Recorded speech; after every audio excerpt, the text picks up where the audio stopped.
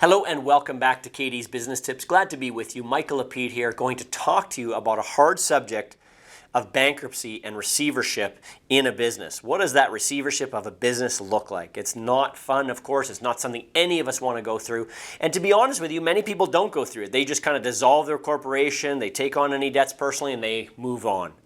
But let's say you had a bigger business, had inventory, had creditors and vendors and all these kinds of things, and customers with receivables. You may need to go into an actual bankruptcy of receivership for your business.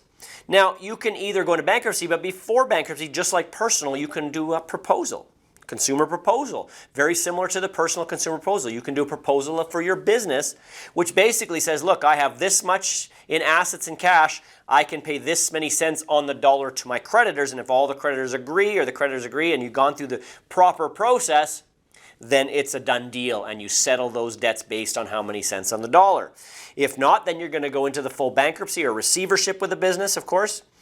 And at the end of the day, these are legal proceedings, just so you know. They're carried out under the Bankruptcy and Insolvency Act, but they are fully legal proceedings, and they must be registered with the Office of the Superintendent of Bankruptcy of Canada. So this is a legal matter, not just, again, you just closing your company and walking away from it. These are two different things. We're talking about actual receivership.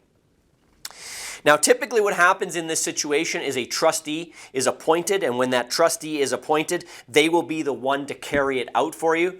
That creditor maybe, or someone who you owe money to, would normally come to you, but in this case, they will go to that person instead of you, so you don't have to deal with anything, okay?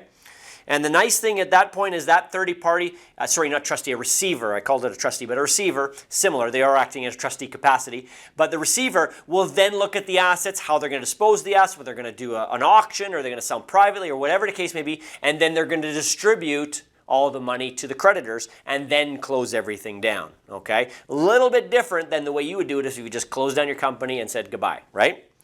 Such activities, again, are applied through that Bankruptcy Insolvency Act. And remember, this is the same act, or very similar to when you go personal bankrupt, only it's done through a business, and instead of a trustee or the personal takes care of your matters, a receiver takes care of the business matters. If you got any questions, we'd love to hear from you. This is a very simplistic video on a complex topic, but there's more to talk about. If you have questions, we'd love to hear from you. Again, post in the comments below. Thanks for being a part of our business tips, and we'll see you in the next video.